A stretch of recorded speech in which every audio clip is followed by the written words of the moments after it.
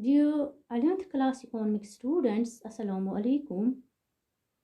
In our previous lecture, we were discussing the state of Indian economy on the eve of independence.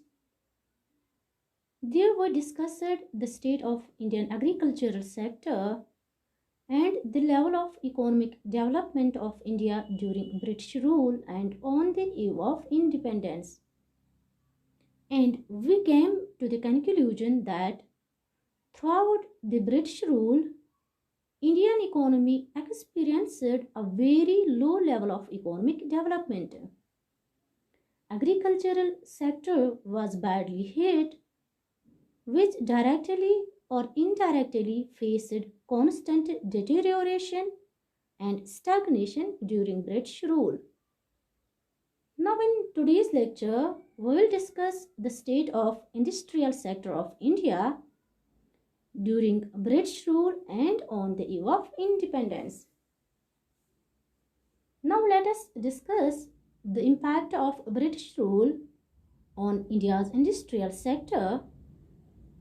Students, before British rule, India was well known for its handicraft and textile industries, particularly in the fields of cotton and silk textiles, metal and precious stonework, etc.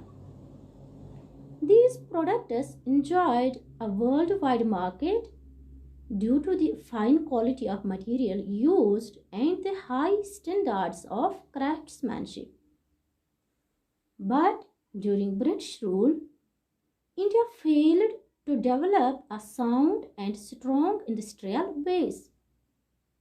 The states of industrial sector during British rule can be well defined by the term systematic deindustrialization, which implied two important things.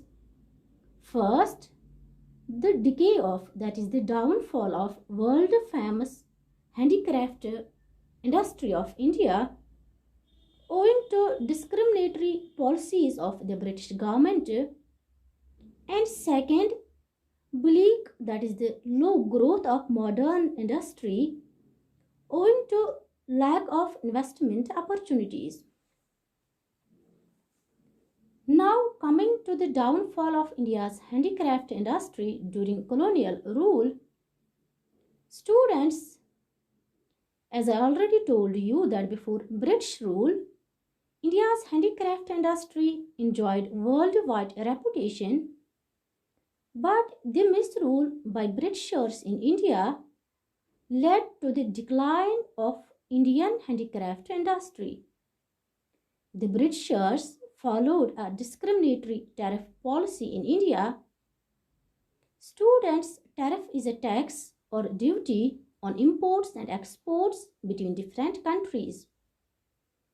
So, under discriminatory tariff policy, Britishers allowed tariff-free exports, that is, a tax-free exports of raw materials from India to Britain in order to feed Britain industries, and tariff-free imports of British industrial products into India. But on the other hand, they imposed heavy tariffs on the exports of Indian handicraft products.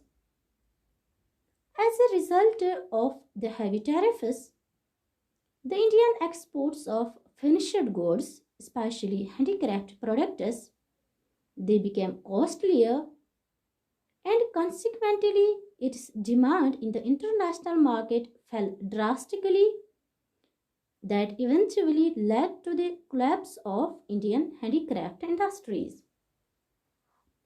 Thus, we can say that due to the discriminatory tariff policy of Britishers, British industrial products started gaining the Indian markets, while the Indian handicraft products started losing their domestic as well as foreign markets. Hence, decay of handicraft industry was the end result.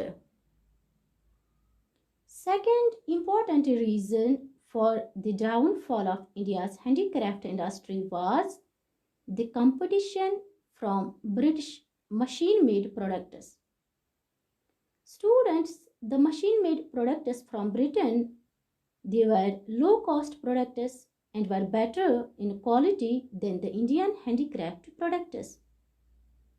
Indian handicraft goods could not stand the stiff competition from the cheap, that is low price, machine-made products from Britain, which forced the Indian craftsmen to shut down their business. This appearance of princely courts is the another reason for the decay of handicraft industry in India. Students, before the British rule, Nawabs, Rajas and emperors ruled different parts of India. They used to patronize the handicrafts, because of which the Indian handicraft industry had acquired international reputation. But the beginning of British rule in India implied the end of princely courts and thereby the end of state patronage to the handicrafts, which consequently started decaying. One more reason is the emergence of new pattern of demand in India. Dear students, owing to the impact of British culture, a new class emerged in India which keenly adopted the Western lifestyle, that is the lifestyle of British people. This consequently changed the pattern of demand in favor of British products and against the Indian products. As a result, the demand for British products in Indian markets increased and the demand for Indian products decreased, and the end result was the downfall of Indian handicraft industry. Students, the introduction of railways in India by Britishers also contributed to the downfall of Indian handicraft industries. Guided by self-interest, the British government introduced railways in India in the year 1853 in order to facilitate transportation of the British products across different parts of the country. The introduction of railways expanded the market for the low-price British goods. Consequently, the demand of high-priced handicraft products started to fall, thus leading to the downfall of handicraft industry. Dear students, due to the decline of handicraft industry in India, millions of craftsmen became unemployed, which created a large-scale unemployment in the country. The unemployed craftsmen, in the search of their livelihood, migrated from urban areas to villages, which increases the dependence of population on agricultural sector in villages. Also, due to the downfall of handicraft industries, the consumer demand in the Indian market could not met by the supply of locally made goods, which thus encouraged the import of British manufactured goods much to their advantage. Dear students, alongside the decay of traditional handicraft industry of India, Britishers under their rule, they neither permitted modernization of industries nor did they encourage the growth of heavy industries in India.